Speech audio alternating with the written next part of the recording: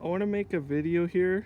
I've been waiting to make this video for a while on the ATI American Tactical Imports FXH-45 Moxie, which is a 1911 polymer frame pistol. And when I originally got this gun and I took it out, I couldn't even get through one magazine. It was just had all kinds of malfunctions. It had the hammer wouldn't drop, then the hammer would drop and it wouldn't set cartridges off. You would have no primer strike at all, and it was just, it couldn't even get through one magazine. So this pistol was sent back to, I'm not in the United States, I'm in Canada, so it was sent back to the authorized repair facility, and it took about a month and it came back, and according to the gunsmith, the person that I was in contact with, they said they replaced all of the internal parts of this gun.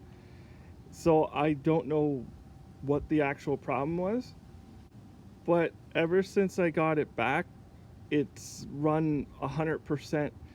I just put 50 rounds through it today using different kinds of magazines, and there's a couple of little things about the gun I had to modify, and I'll talk about first, and then I'll disassemble the gun so you can see what the factory parts look like. So first off, the magazine they give you is just this basic 8-round capacity magazine, and it works. It sort of feels cheap, but it works excellent. There's the follower. I don't know if they make this magazine. I put it up against the Mekgar magazine, and I don't think it's made by Mekgar. It seems to be a little cheaper quality than what they do. I don't know if ATI makes this themselves or if they use a different source, but the magazine is perfectly fine, functions 100% with 8 rounds in it, and it's a really good magazine. So that's that part. One of the problems with this gun when I got it was the safety. The safety kept, you would just bump it by accident and it would go into safe, and it would happen when you're firing it. So what I determined was the safety was actually hitting the top of the grip, and so once I just took this this grip, it's just a plastic panel that comes on the gun. Once I just took a file and I just filed this down just slightly, it fixed that issue altogether. So now it works properly like it should.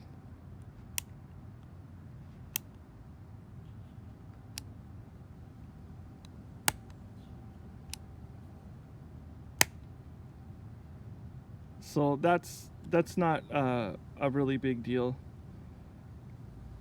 Other than that, the only thing I would warn about the gun is the holes for the bushings for the grip screws they're like paper thin, and it's very, very easy to strip these screws out. When you take them out or you put them in, don't put very much force on them. They only have to be in there just tight enough. They shouldn't just fall out on you. So don't over tighten these screws, because if you do, you're gonna mess up the gun. And I did this. I think it's this exact screw that I messed up. I put a thread lock in here around the screw, and it seems to be fine now. I just don't tighten it crazy tight. So the features of the gun are, it has the 5-inch full-size barrel, full-size frame. It has 1913 rail on the front. It has, instead of the normal 1911 trigger guard, it has the more combat with the finger rest trigger guard, and it bows out slightly so you can get mittens or whatever glove in there. And it has, the molded frame has finger grooves in it. It just has a standard magazine release. It has the standard slide stop. It has an ambidextrous safety. The grip panels are polymer, and they seem to be slightly different than your normal grips. Like if you get 1911 grips, you'll have to sand them down, or you may have to sand them down to make them fit properly. They're just slightly different. The holes are the same though. It also has a really nice checkered mainspring housing, and it doesn't seem to have quite the hump that some of them do, but the hump is there. It has a really big beaver tail with the extra bump there, that some people like that a lot, so that piece is there. There's a skeletonized trigger. It also has the I think it's called an RMR cut, where you can put different plates on here and put different electronic sights in that on your gun if you want. The sights it comes with are these plastic Glock sights. That's one thing I really don't like about the gun, but that's just what it comes with. This is just a photo of the other side, so you can see the ambidextrous safety. I'll go ahead and take it apart just so you can see what the internal parts actually are. So I have the gun completely apart now, so I'll just go over the individual parts so that you can see how the gun comes stock. I haven't modified this gun in any way. This is exactly how the gun comes from the factory. So to start off with, I'll start with the slide, and everything on the slide is machined really nice, and it's dirty because I haven't cleaned it yet, but everything is machined perfectly fine. There's also a hole at the front end here, and that's for the nut for the Glock front sight. And I believe this slot here is because some of these Glock sights can be a little bit longer, so they made this slot slightly longer. And like there's a photo of the rear sight. It's just a typical Glock sight, but there's nothing too special other than the slide is its own sort of custom part. It's not really like any other 1911 slides. I don't know if it'll fit other other 1911 frames, but it's its own design anyhow. The extractor is really nice. It's one of those it's like strengthened in here, and it's just your typical extractor. It looks perfectly fine. Firing pin is nice. It doesn't have the little grooves in it, but looks perfectly fine. The spring works fine. The retainer, nothing different, nothing special about it, nothing bad about it. The trigger here, I don't think this ATI makes this. I believe it's a custom company. I can't remember the name of it, but they do a trigger that's exactly like this, and it's a really, really nice trigger. It doesn't have the full-size bow, and it's adjustable for travel, and it seems to be just fine. It's lightweight, and I believe that's a medium profile of trigger, so everything on it is perfectly fine. The barrel, I'm not sure if it's stainless steel. It's probably stainless steel, and it's got the staked pin there for the link, and everything looks good. It has a full throat on it. You can see that the dark area is the throat because it hasn't been cleaned yet. So all of that is perfectly fine. The grip safety, I'm not sure some of these metal parts if they're injection metal parts or if they are some other metal. I don't. If they are injection metal parts, I don't see why anyone would have a problem with them because they seem to work just perfectly fine. I can't tell the difference. So this is the grip safety, and your hammer and your sear. Everything's fine there. And the strut also has these little ridges on there. I'm not sure what those are for, if they're for strengthening or what, but some companies use these, some companies don't use them. They're just rounded off there, but those are on there. It's also been staked in. The engagement surfaces seem to be perfectly fine. Your standard magazine release, the pins. This is one thing about the gun that I couldn't believe that they've actually polished the hammer, the piece of the spring, the strut that goes to the hammer or to the trigger. They've actually polished it, which is sort of a gunsmith trick that when you get these parts, you get a gun.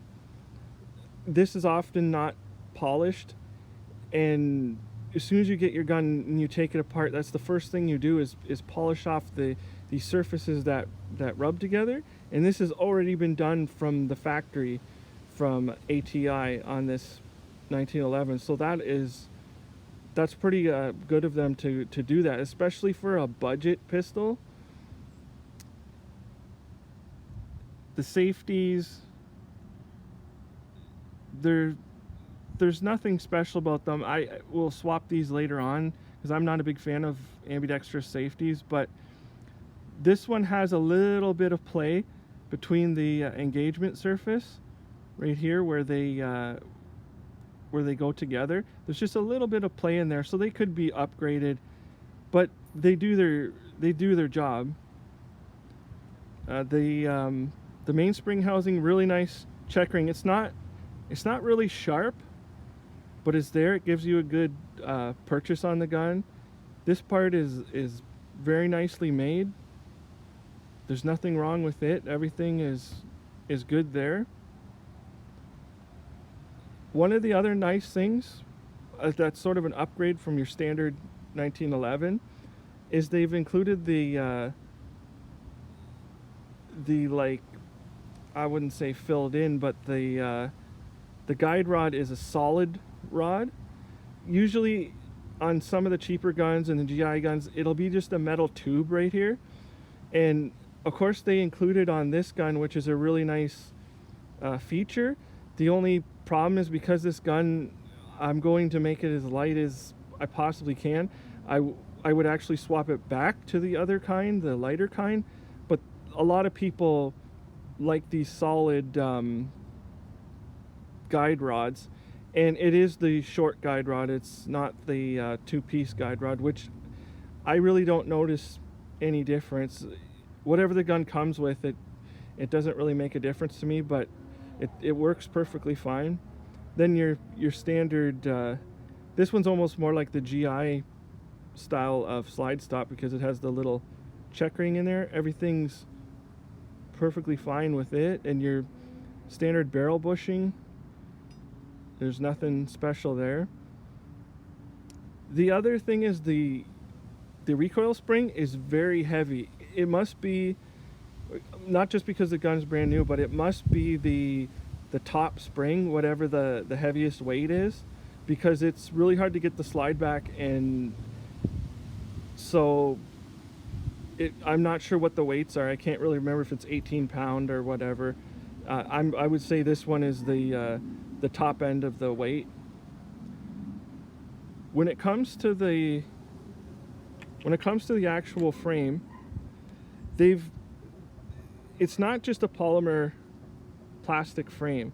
They've actually put metal inserts, like ATI has done AR-15s with polymer frames, and they've been doing polymer frames on guns for a long time, so they pretty much know what they're doing at this point.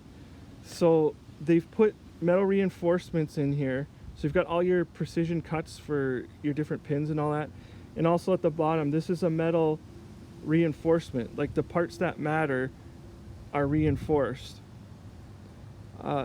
Another feature is it's got the just the mid type, I would say, of ejector, and this is what it looks like inside. Like, I know there's a slight gap right here, but it doesn't seem to really affect the gun at all. It doesn't seem to matter at all. It's just kind of in there. And then this is a metal insert in the gun, no different than like with a Glock or anything where you're just putting the parts that matter inside of a polymer frame basically, but the rest is polymer, and it doesn't seem to be pinched or warped or anything like that. So that's just the internal parts, and everything seems to be good there. So in conclusion, the FXH-45 Moxie looks to be an excellent pistol. It's worked so far perfectly fine. There are some things I would change from the factory, but everything's on there seems to be good. And I think the problems it had was just that I got that lemon, and I wouldn't say that about ATI products at all. They usually are always good. For some reason, the one I had must have got through quality control somehow, and now since it's come back, it works 100%. I had no problems with the repair place, and so yeah, it's just a typical 1911, just with a polymer frame. So thank you for watching.